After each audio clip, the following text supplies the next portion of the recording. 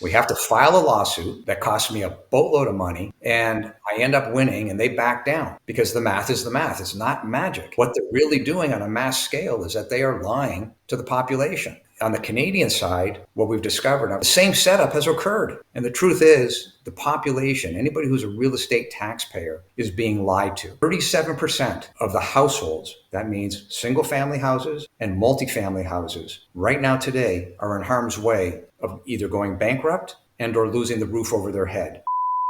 Today, I have the honor of having with me Mitch Wexler, who has some unbelievable, shocking truths to tell us about the fraud that is going on in Canada. I have to give a hat tip to my buddy Travis on Real Estate Mindset, who was the one that told me about Mitch, and he has some unbelievable stuff to tell us today. Check out his website here, which will be in the description below. Mitch, how are you doing today, my friend? I'm fine. I'm glad that you're feeling much better.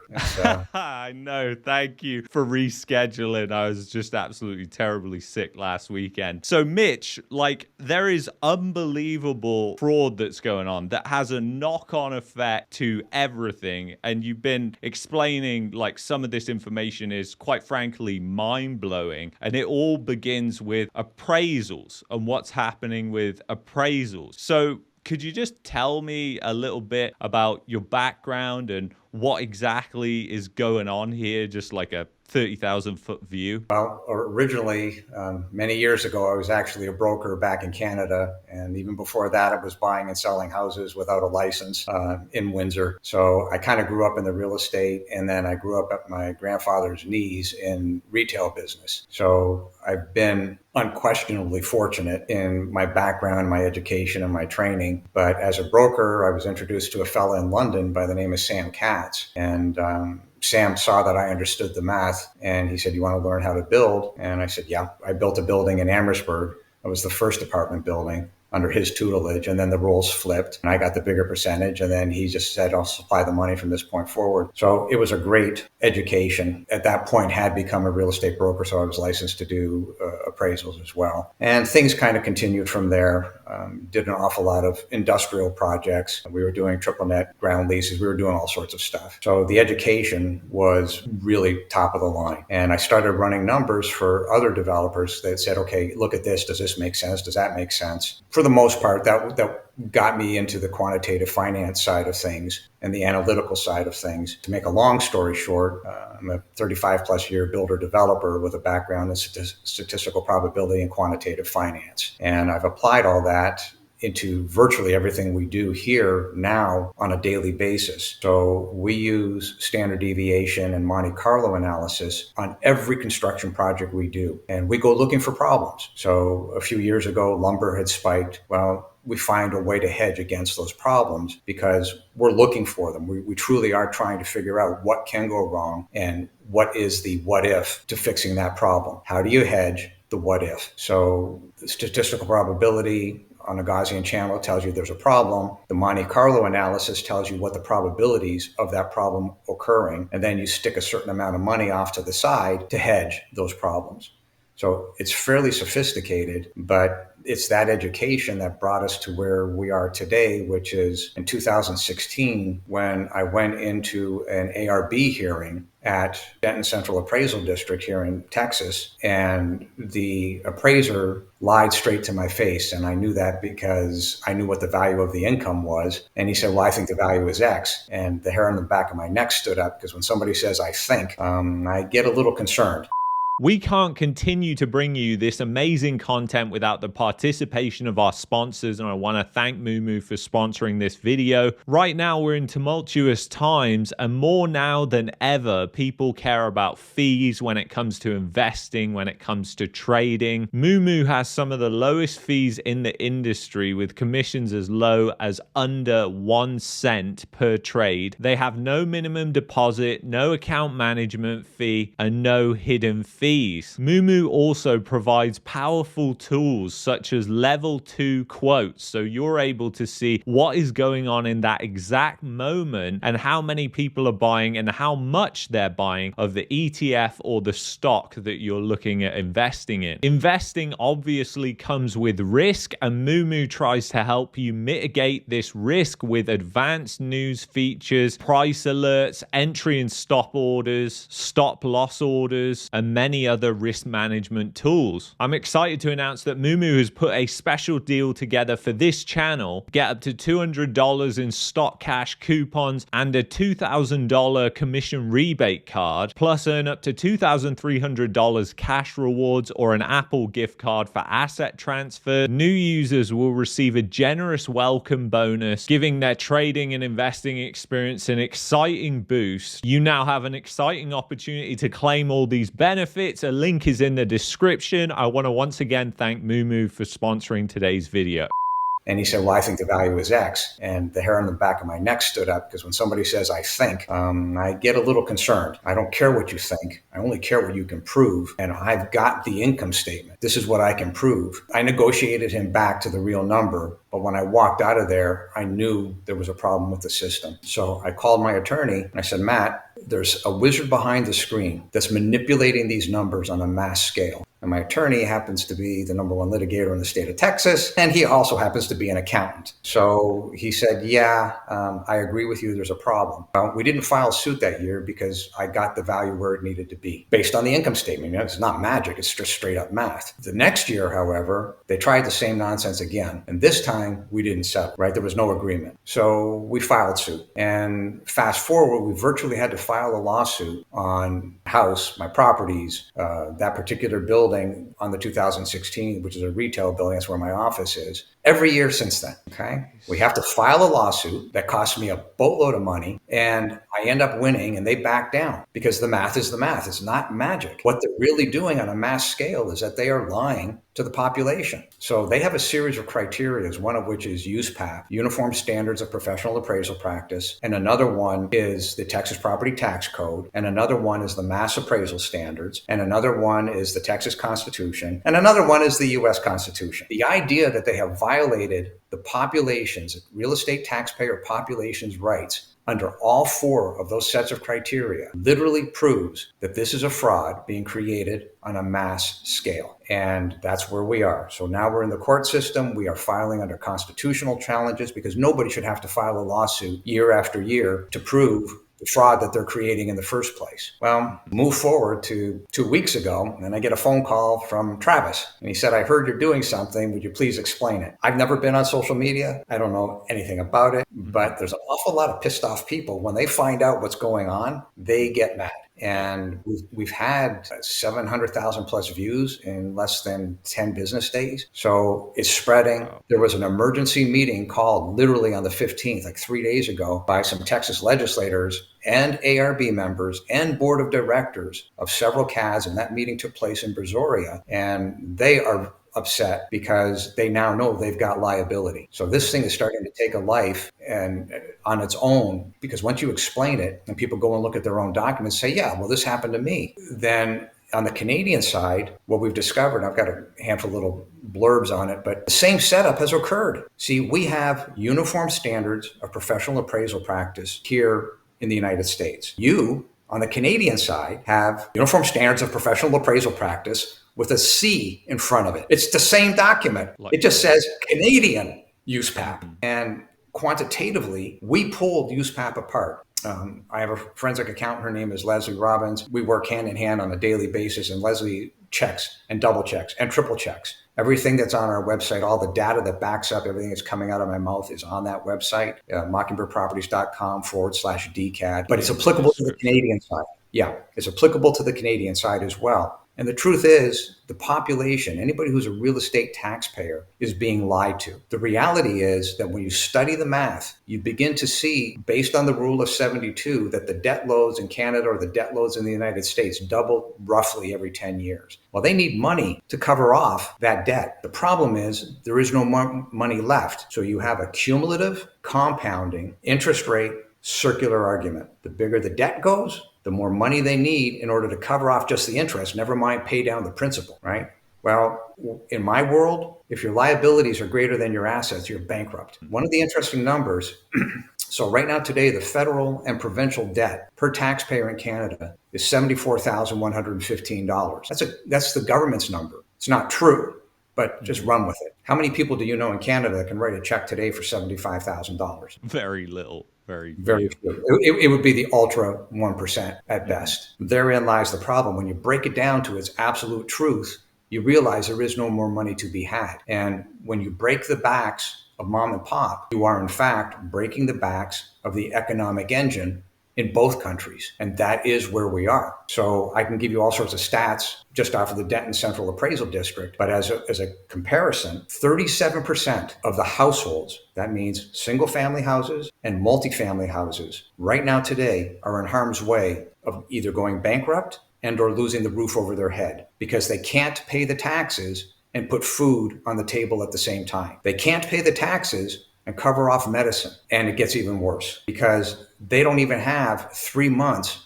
of cash on hand in case of a family emergency. This is what the fraud of ignoring USPAP and ignoring out and out committing fraud has done on the backs of the Canadian real estate taxpayer and that of the American real estate taxpayer. That's where we are. Yeah, because I suppose they also have to get the money from somewhere. And if the households don't have it, then they're coming for it in form of an inflation tax. And you said like the devaluation that has been experienced in the United States and also in Canada is much, much higher than like the CPI, as I call it, actually tells you. Well, the consumer price index on both sides, Canadian and US, is a straight up fabrication. So because, as you know, 60 or 90 days after they release it, then they have a re-report. Even the re-report isn't real. So you can't depend on these numbers because the numbers are being created based on a narrative. You literally have to break it down and look at the most basic math. What is the average income? How much can that income support? So in Denton County, the median household income is $109,000. $109,000 will support a $296,000 home. How is it that Don Spencer, the chief appraiser at Denton Central Appraisal District, stood up under threat of perjury in front of the public, not only in the press, but in front of a board meeting and said, yes, the median household income is the median household value is $514,000. You understand that's a straight up lie. It's gaslighting the public, trying to make the public believe something that isn't true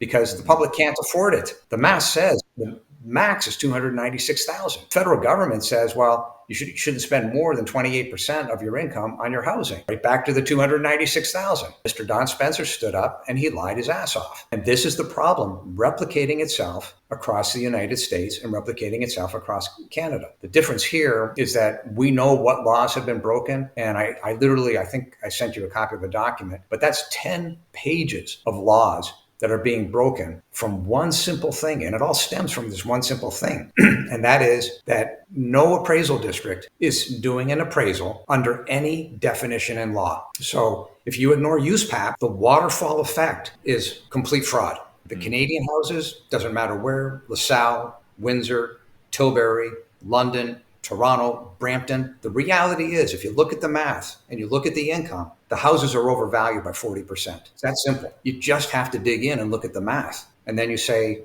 what am I doing here? Because those poor people who got into bidding wars, they're screwed. I mean, what's going to happen is when there's a real glitch, you get a downdraft in the market, and all of a sudden I can't afford the house. 10,000 houses hit the market at the same time. Well, those people who overpaid by 10 or 15%, not only do they lose the 10 or 15%, they also lose the 40%. Mom and pop, 2 incomes, and the wife loses a job or the husband loses a job. You drop down to 1 income. That leverage now means if you put down 100,000, congratulations, you just lost 500,000. The value of these houses that these people are buying isn't real. What the Canadian government did is they slowed down the amount of lots that could be brought online in any 1 year. Here in the United States, I can get a subdivision going within 6 months. It's taking 4 years in Ontario now. And then before you even get those 4 years going, you have to write $1.5 million, $2 million of reports before they'll even tell you that you've got the zoning. So they artificially slammed the market down Well, what happens if you slam the market down, you slam the supply down because you can't bring supply online, demand kicks up because people want a place to go and live. The two things cannot exist on the same planet, right? Mm-hmm. Something bad is going to happen here. Well, what's bad is that you create the bidding wars. When those people get clipped and 10,000 houses hit at the same time in the marketplace, they're bankrupt. It doesn't take much. And that's the point of all this, is that what people are looking at, what they're being told, isn't true. And all you have to do, the Fraser Institute is in Canada, and this is a good operation. They just don't dig deep enough. And so if you look at the actual numbers, here's the debt. Here's the cost of the debt by virtue of the unfunded liabilities. Debt plus unfunded liabilities, that's how much the average person owes. That tells you the truth why the Canadian government is doing what they're doing. That tells you the truth why the Bank of Canada is jacking around with interest rates that they have no business jacking around with. And therein lies the ultimate problem. Mom and pop is getting destroyed. Mom and pop doesn't have this income. And you can print money, like in the United States, you can print M1, you can print M2, do whatever the hell you want. But the bottom line is, it ends up turning into inflation. Yeah. Inflation is a tax.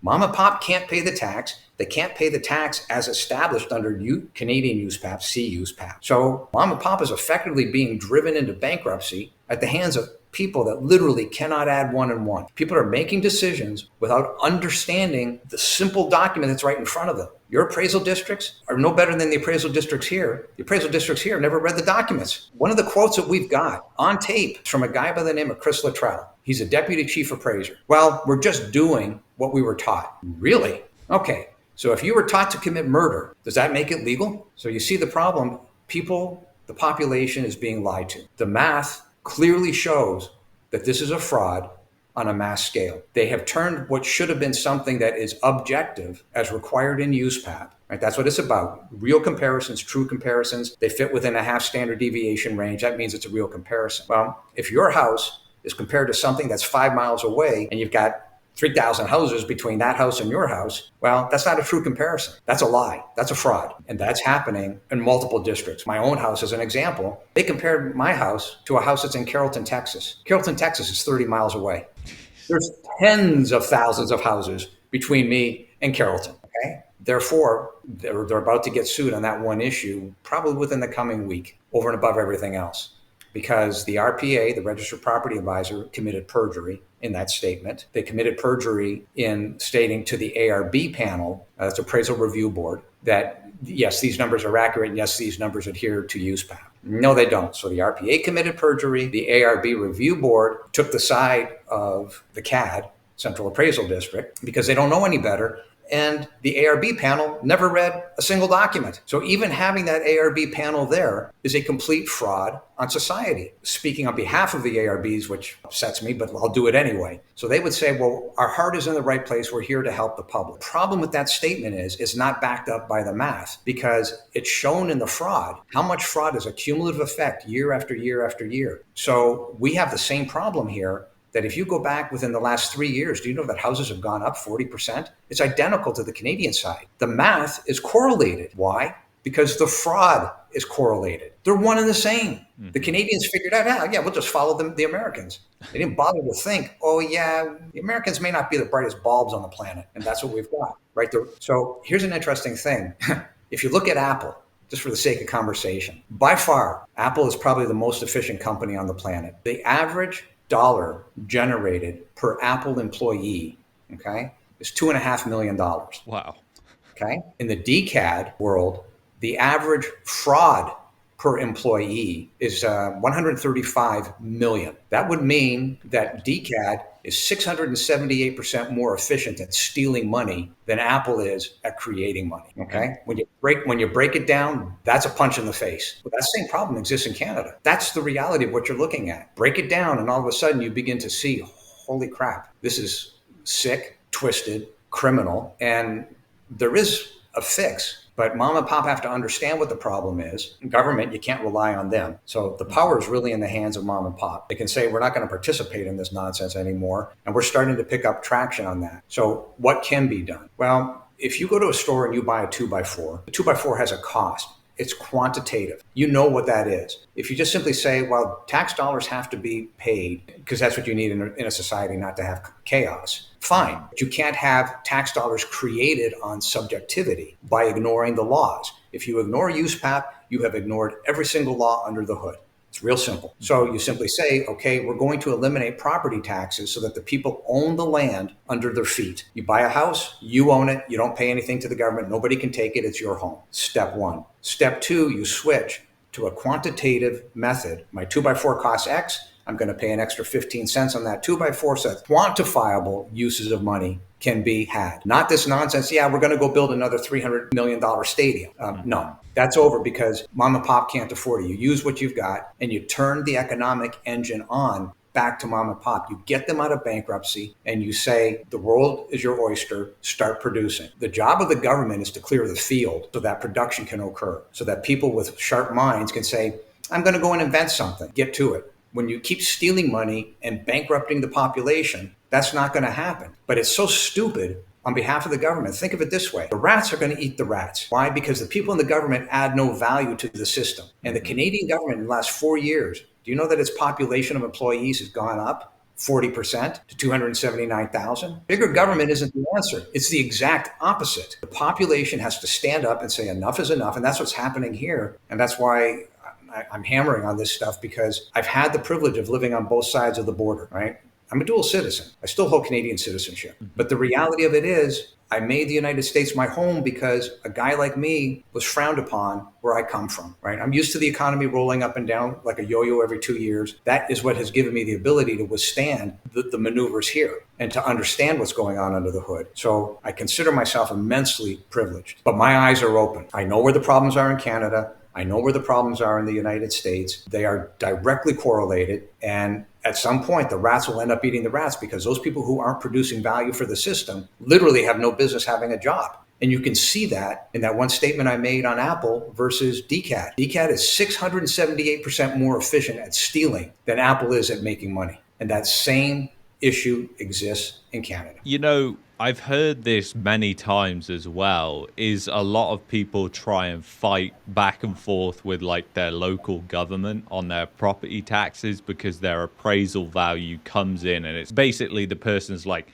my house isn't worth this. I know this is a fraud, and they try and do it. Is this kind of tying into what's happening there with the appraisal fraud, that all these numbers essentially, they're just kind of, they're not following any blueprint of what actually to appraise the house, the commercial property on? Well, based off what, basically, I guess. Okay. So what's really happening, there are multiple layers of fraud occurring here. Okay. So the school districts, same thing in Canada, you got school districts. So the school districts meet with the chief appraiser. The school district hands the chief appraiser a budget. You have to meet our budget because we need the money. We're going to go build a $300 million stadium, meet our budget. When they make that statement, instantly they have violated USPAP. USPAP is to be objective. Who cares what your value is or your budget is at any school district or any municipality, any taxing entity? Your budget's got nothing to do with jack squat, right? Because if you're telling the truth, here's the value, here's a house. The house has comparisons. Those comparisons have a value, and this house has a value.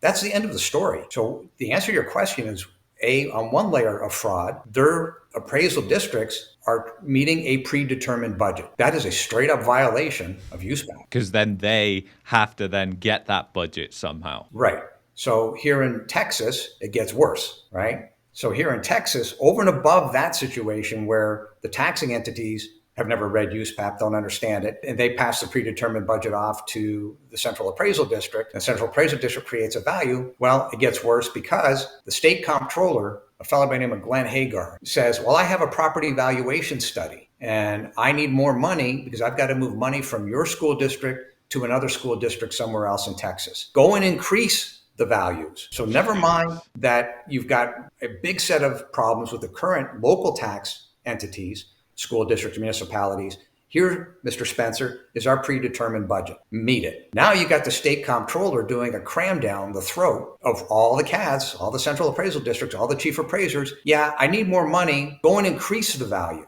Well, do you now understand that the state comptroller has violated USPAP? There is no law to allow the state comptroller to set $1 in value. There's no law to do it. Yet miraculously, we have found literally communities being targeted because of that property valuation study. So what are those communities? Pilot Point, Sanger, Aubrey, How do we know they're targeted? Because their values went up, give or take, 48% as compared to the median across Denton County at 24%. Double up. Okay, they're caught. They are absolutely caught. They can't get away from the math. So there are multiple layers of fraud here. And then it gets even worse in that we did an interview with a fellow by the name of Jeremy Bagot a few days ago, and it's brilliant because Jeremy came in and said, do you understand that these appraisers, a good appraiser, somebody who actually has a heart and a brain, they're being forced to commit fraud by these entities, because if they don't hit the target, whatever that value is as established by the entity, that appraiser will be blacklisted. He won't be able to get a job. And that's happening in Canada. Not just Canada, but it's happening here. So Jeremy he flatlined Freddie Mac, Fannie Mae, HUD, and said, this is happening. And of course, we've got the documents to back that up. So that's your third layer of fraud that's occurring. In other words, they're pumping the values to keep the government fraud going. The government doesn't want to say we're inducing fraud, but the reality is, yes, they are. That's what the math shows, and you can't get away from it. And that's why mom and pop have to wake up and understand the real power is with mom and pop, and that's where it's got to be restored to, because if you break the back of mom and pop, you have in fact broken the economic engine to both Canada and the United States. Yeah, and I think that's exactly what's happened, because the point you touched on about Canadian employees, now I think it's 1 in 4. So 25% of the entire population, working population, works for the government, which is just completely insane. So they are creating the depression. This is the end of part 1. If you want to watch part 2, then subscribe to the channel or check out the podcast channel. And if you want to check out today's sponsor, Mumu, check it out in the links in the description below. I will see you in the next one. Take care.